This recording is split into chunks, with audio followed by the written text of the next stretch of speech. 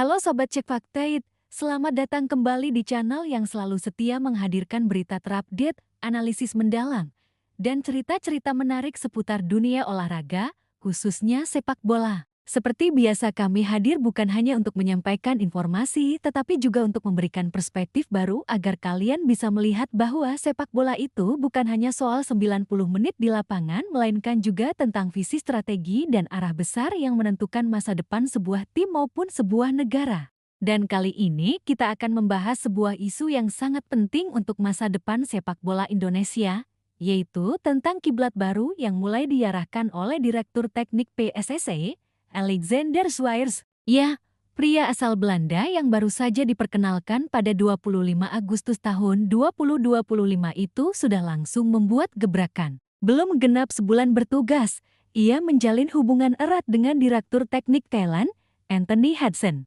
Pertemuan dua sosok ini bukan sekadar obrolan santai, melainkan sinyal bahwa Indonesia mulai melirik Thailand sebagai kiblat baru dalam pengembangan sepak bola. Lalu apa artinya ini bagi kita? Apa yang bisa kita pelajari dari Thailand? Dan bagaimana Swires akan mengeksekusi rencananya? Semua akan kita bahas panjang lebar dalam video ini. Jadi siapkan diri kalian, karena ulasan kali ini akan membuka mata kita semua tentang arah baru sepak bola Indonesia. Sobat Cek Fakta, mari kita mulai dari sosok Alexander Swires sendiri. Ia bukan orang sembarangan. Dengan pengalaman lebih dari 2 dekade di berbagai benua Eropa, Timur Tengah, Asia, hingga Amerika Latin, Swires membawa segudang pengetahuan tentang bagaimana membangun sistem sepak bola yang sehat. Sebelum datang ke Indonesia, ia menjabat sebagai Direktur Teknik Federasi Sepak Bola Yordania sejak 2019.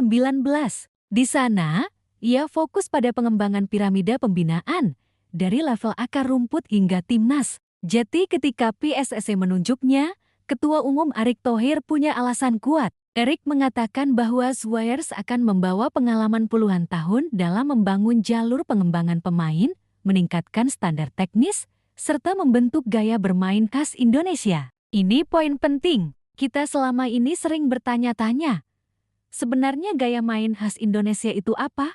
Dan sekarang PSSI tampaknya ingin menjawabnya lewat sosok Swires. Nah, salah satu langkah awal yang ia ambil adalah bertemu dengan Anthony Hudson, Direktur Teknik Thailand. Dalam unggahan Instagram pribadinya, Swires menulis, "Suatu kehormatan yang luar biasa bertemu dengan teman saya, Anthony Hudson, Direktur Teknik Thailand. Saya bersyukur atas pertukaran yang hangat ini dan terinspirasi oleh komitmen bersama untuk mengembangkan sepak bola di negara kita. Saya yakin persahabatan ini akan memperkuat olahraga yang indah ini dan hubungan antara Indonesia dan Thailand."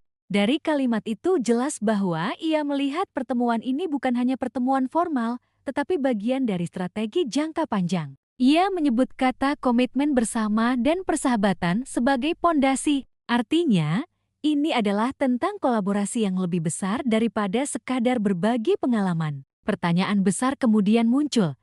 Kenapa Thailand? Kenapa bukan Jepang, Korea Selatan, atau negara Eropa yang levelnya jauh lebih tinggi? Jawabannya sederhana, karena Thailand adalah contoh paling relevan untuk kita. Mereka berada di kawasan yang sama, memiliki budaya sepak bola yang mirip, dan menghadapi tantangan yang tidak jauh berbeda dengan Indonesia. Namun bedanya, Thailand sudah lebih dulu menata sistem mereka. Liga domestik mereka relatif stabil, hampir semua klub punya akademi, dan federasi mereka punya jalur jelas dari usia muda hingga senior. Hasilnya bisa kita lihat, Thailand berkali-kali juara Piala AFF, rutin tampil di Piala Asia. Bahkan sudah mengirim pemain ke Jepang, Korea, dan Eropa. Dengan kata lain, mereka sudah satu langkah di depan kita.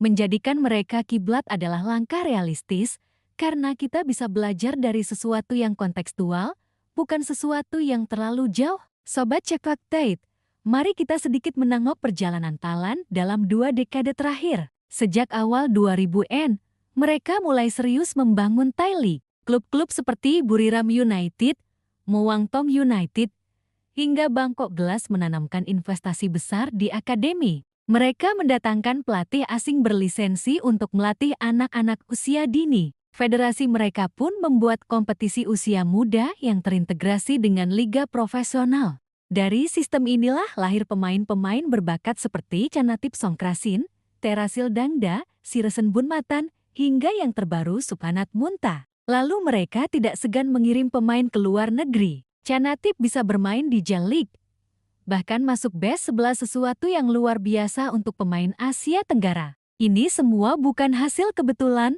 melainkan hasil perencanaan matang. Bandingkan dengan Indonesia. Kita punya banyak talenta, tetapi sistemnya tidak terjaga. Kompetisi usia muda sering mati suri, akademi klub tidak semua aktif, dan jalan menuju timnas sering tidak jelas. Akibatnya, banyak pemain berbakat hilang di jalan. Disinilah Swires ingin bekerja. Ia menekankan pentingnya piramida sepak bola dari akar rumput, akademi, tim junior, hingga tim senior. Tanpa itu, mustahil kita bisa punya kontinuitas. Dan untuk membangun piramida itu, ia melihat Thailand sebagai referensi paling pas. Jadi jangan heran kalau ke depan mungkin akan ada kerjasama lebih erat antara PSSI dan Federasi Sepak Bola Thailand. Bisa jadi berupa pertukaran pelatih, program bersama, atau bahkan kompetisi antar akademi lintas negara. Anthony Hudson yang kini menjabat sebagai Dirtak Thailand juga sosok penting. Pria asal Inggris ini punya rekam jejak melatih timnas Amerika Serikat. Pengalamannya menangani tim di level internasional membuatnya tahu betul bagaimana membangun jalur dari usia muda ke senior. Jadi ketika Swires dan Hudson duduk bersama, bayangkan betapa kaya pengalaman yang mereka bawa. Ini bukan sekadar basa-basi diplomatik, tetapi pertemuan dua orang teknokrat yang benar-benar paham bahwa membangun sepak bola butuh visi panjang. Sobat Cek Fakta, mari kita coba membayangkan hasil konkret dari kerjasama ini.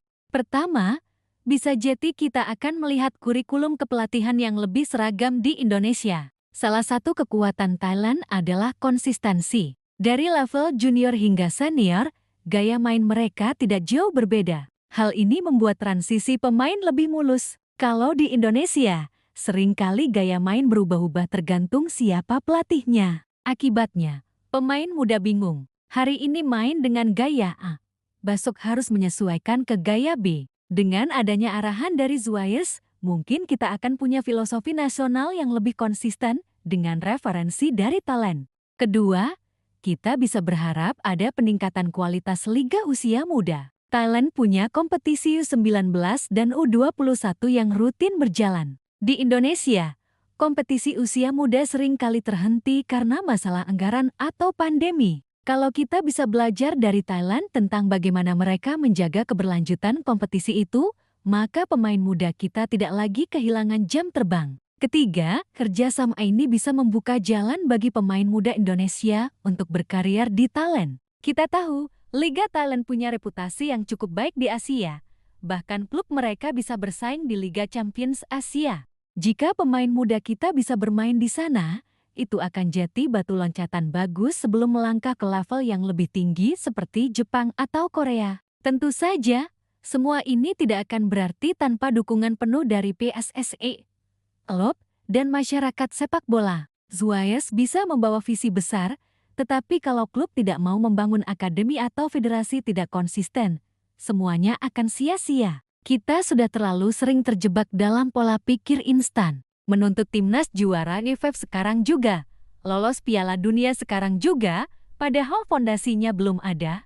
Swires ingin membalik pola itu. Ia ingin kita sabar membangun fondasi dulu, baru berharap hasil jangka panjang. Pertemuan dengan Hudson hanyalah simbol bahwa kita sedang memulai era baru. Kiblat kita sekarang bukan lagi sekadar Eropa yang jauh, tetapi Thailand yang dekat dan relevan. Sobat Cek Fakta, kalau kita lihat dengan lebih luas, langkah ini sebenarnya sejalan dengan tren global. Banyak negara berkembang di sepak bola yang belajar dari negara tetangga yang sedikit lebih maju. Misalnya, Qatar belajar dari Jepang, Maroko belajar dari Prancis, bahkan Korea Selatan dulu belajar dari Jerman.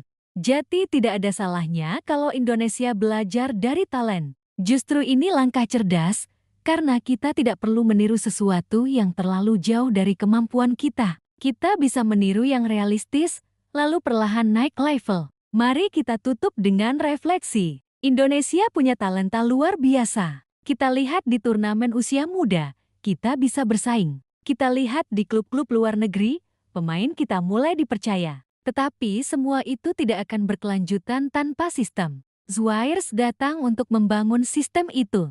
Dan menjadikan Thailand sebagai kiblat adalah cara untuk memulai dari sesuatu yang konkret. Ini bukan berarti kita harus meniru 100%, tetapi kita bisa mengambil yang baik, lalu menyesuaikan dengan karakter kita sendiri. Kalau ini berhasil, maka dalam 10 tahun ke depan, kita bisa berharap melihat Indonesia bukan hanya jago kandang di AFF, tetapi juga kompetitif di level Asia, bahkan dunia. JT Sobat Cek Faktait, itulah ulasan panjang tentang arah baru sepak bola Indonesia di bawah Alexander Swires dan kerjasama dengan Thailand.